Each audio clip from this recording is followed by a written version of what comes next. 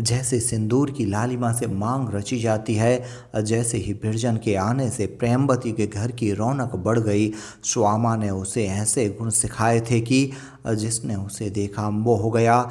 यहाँ तक कि सेवती की सहेली रानी को भी प्रेमवती के सम्मुख स्वीकार करना पड़ा था कि तुम्हारी छोटी बहू ने हम सबों का रंग फीका कर दिया।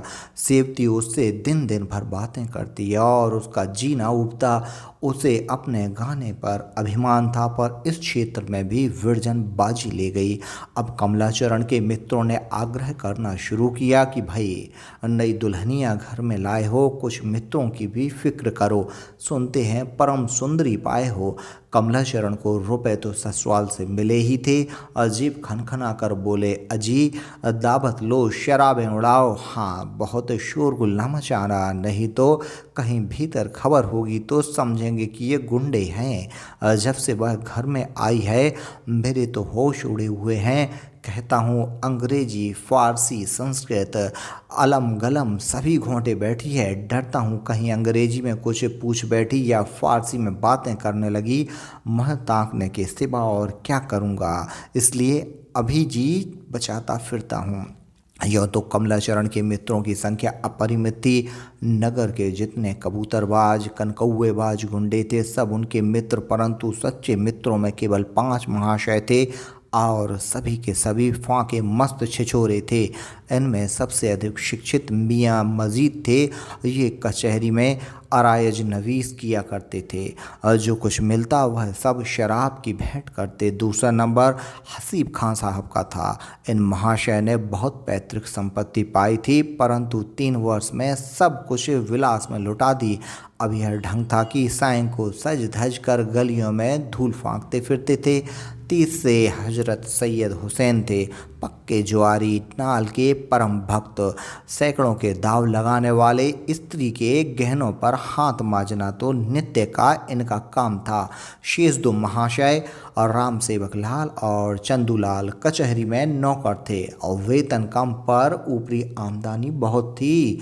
आधी सुरापान की भेंट करते, आदि भोग विलास में उड़ाते। घर में लोग भूखे मरे या भिक्षा मांगे, उन्हें केवल अपने सुख से काम था। सलाह तो हो चुकी थी। 8 बजे जब डिप्टी साहब लेटे तो ये 5 जने एकत्र हुए और शराब के दौड़ चलने लगे। 5 पीने में अभ्यस्त थे। अब नशे का रंग जमा, बहक बहक कर बातें करने लगे। मजीद मियाँ बोले, क्यों भाई कमलाचरण, सच कहना, स्त्री को देखकर जी खुश हो गया कि नहीं? कमला बोला, अब आप बहकने लगे क्यों? राम सेवक बोला, बतला क्यों नहीं देते, इसमें झेंपने की कौन सी बात है? कमला बोला, बतला क्या अपना सर दूं? अभी सामने जाने का संयोग भी तो हुआ हो। कल किवाड़ की दरार से एक बार देख लिया था, अभी तक चित्र आंखों पर फिर रहा है। चंदूलाल बोले, मित्र तुम बड़े भाग्यवान हो। कमला फिर बोला, ऐसा व्याकुल हुआ कि गिरते गिरते बचा, बस परी समझ लो। मजीद मियाँ बोले, तो भाई यह दोस्ती किस दिन काम आएगी, एक नज़र हमें भी दिखाओ। सईद बोले, बेशक दोस्ती के यही मायने हैं कि आपस में कोई पर्दा ना रहे। चंदूलाल ने कहा, दोस्ती में क्या पर्दा, अंग्रेजों को देखो, बेबी डोली से उतरी नहीं कि यार दोस्त हाथ मिलाने लगे। राम सेवक ने कहा, मुझे तो बिना देखे चैन ना आएगा। कमला ने फिर कहा, जीभ काट ली जाएगी, समझे? राम सेवक बोले, कोई चिंता नहीं, आंखें तो देखने को रहेंगी। मजीद मियाँ ने फिर कहा, भाई कमलाचरण, बुरा मानने की बात नहीं है, अब इस वक्त तुम्हारा फर्ज है कि दोस्तों की फरमाइश पूरी करो। कमला बोला, अरे तो मैं नहीं कब कहता हूँ। चंदूलाल बोला, वाह मेरे शेर, ये ही मर्दों की सी बातें, तो हम लोग बन ठन कर आ जाएं क्यों? कमला ने कहा, जी जरा मुँह में कालिख लगा लीजिएगा, बस इतना बहुत है। सैयद तो आज ही ठहरी ना। इधर तो शराब उड़ रही थी, उधर विरजन पलंग पर लेटी हुई विचार में मग्न हो रही थी। बचपन के दिन भी कैसे अच्छे होते हैं, यदि वे दिन एक बार फिर आ जाते। ओह कैसा मनोहर जीवन था, संसार प्रेम और प्रीति की खान थी। क्या वह कोई अन्य संसार था? क्या उन दिनों संसार की वस्तुएं बहुत सुंदर होती थीं? इन्हीं विचारों में आंख झपक गई और बचपन की एक घटना आंखों के सामने आ गई। लल्लू ने उसकी गुड़िया मरोड़ दी। उसने उसकी किताब के 2 पन्ने फाड़ दिए। तब लल्लू ने उसकी पीठ में जोर से चुटकी ली। बाहर भागा। वह रोने लगी और लल्लू को कोस रही थी कि स्वामा उसका हाथ पकड़े आई और बोली, क्यों बेटी, इसने तुम्हें मारा है ना? यह बहुत मार मार कर भगाता है। आज इसकी खबर लेती हूँ और देखूँ कहाँ मारा है। लल्लू ने डबडाई आंखों से विरजन की ओर देखा। तब विरजन ने मुस्कुराकर कहा, मुझे उन्होंने कहाँ मारा है? ये मुझे कभी नहीं मारते। यह कहकर उसका हाथ पकड़ लिया, अपने हिस्से की मिठाई खिलाई और फिर दोनों मिलकर खेलने लगे। वह समय अब कहाँ, रात्रि अधिक बीत गई थी। अचानक विरजन को जान पड़ा कि कोई सामने वाली दीवार धमधमा रहा है। उसने कान लगाकर सुना, बराबर शब्द आ रहे थे, कभी रुक जाते फिर सुनाई देते। थोड़ी देर में मिट्टी गिरने लगी। डर के मारे विरजन के हाथ पांव फूलने लगे, कलेजा धक धक करने लगा। जी कड़ा करके उठी और महाराजन को झंझोड़ने लगी। घिघी बंधी हुई थी। इतने में मिट्टी का एक बड़ा ढेला सामने गिरा। महाराजन चौंक कर उठ बैठी। महाराजन चतुर स्त्री थी, समझी कि चिल्लाऊंगी तो जाग हो जाएगी। उसने सुन रखा था कि चोर पहले सेंध में पांव डालकर देखते हैं तब आप घुसते हैं। उसने एक डंडा उठा लिया कि जब पैर डालेगा तो ऐसा तान कर मारूंगी कि टांग टूट जाएगी। पर चोर ने पांव के स्थान पर सिर रख दिया।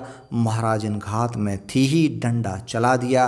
खटक की आवाज आई। चोर ने झट सिर खींच लिया और कहता हुआ सुनाई दिया, उफ, मार डाला। खोपड़ी झन्ना गई।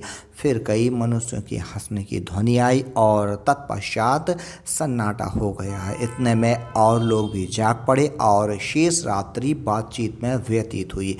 प्रातःकाल जब कमलाचरण घर में आए तो नेत्र लाल थे और सिर में सूजन थी। महाराज ने निकट जाकर देखा, फिर आकर विरजन से कहा, बहू, एक बात कहूँ, बुरा न मानेंगी? विरजन ने कहा, बुरा क्यों मानूंगी, कहो क्या कहती हो? महाराजन बोली, रात को सेंध पड़ी थी, वह चोरों ने नहीं लगाई थी। विरजन बोली, फिर कौन था? महाराजन ने कहा, घर ही के भेदी थे, बाहरी कोई न था। विरजन ने फिर पूछा, क्या किसी कहार की शरारत थी? महाराजन बोली, नहीं, कहारों में कोई ऐसा नहीं। विरजन ने कहा, फिर कौन था, स्पष्ट क्यों नहीं करती? महाराजन बोली, मेरी जान में तो छोटे बाबू थे। मैंने जो लकड़ी मारी थी वह उनके सिर में लगी, सिर फूला हुआ है। इतना सुनते ही विरजन की भ्रुकुटी चढ़ गई, मुखमंडल अरुण हो गया। क्रुद्ध होकर बोली, महाराजन, होश संभाल कर बात करो। तुम्हें यह कहते हुए लाज नहीं आती? तुम्हें मेरे सम्मुख ऐसी बात करने का साहस कैसे हुआ? साक्षात मेरे ऊपर कलंक का टीका लगा रही हो। तुम्हारे बुढ़ापे पर दया आती है, नहीं तो अभी तुम्हें यहाँ से खड़े खड़े निकलवा देती। तब तुम्हें विदित होता कि जीभ को वश में ना रखने का क्या फल होता है। यहाँ से उठ जाओ। मुझे तुम्हारा मुँह देखकर ज्वार सा चढ़ रहा है। तुम्हें इतना न समझ पड़ा कि मैं कैसा वाक्य मुँह से निकाल रही हूँ। उन्हें ईश्वर ने क्या नहीं दिया? सारा घर उनका है, मेरा जो कुछ है उनका है, मैं स्वयं उनकी चेरी हूँ। उनके संबंध में तुम ऐसी बात कह बैठी। परंतु जिस बात पर विरजन इतनी क्रुद्ध हुई उसी बात पर घर के और लोगों को विश्वास हो गया। डिप्टी साहब के कान में भी बात पहुंची। वे कमलाचरण को उससे अधिक दुष्ट प्रकृति समझते थे और जितना वह था। भय हुआ कि कहीं यह महाशय बहू के गहनों पर न हाथ बढ़ाएं। अच्छा हो कि इन्हें छात्रालय में भेज दूं। कमलाचरण ने यह उपाय सुना तो बहुत छटपटाया, पर कुछ सोचकर छात्रालय चला गया। विरजन के आगमन से पूर्व कई बार यह सलाह हुई थी, पर कमला के हट के आगे एक भी न चलती थी। यह स्त्री की दृष्टि में गिर जाने का भय था, जो अब की बार उसे छात्रालय ले गया।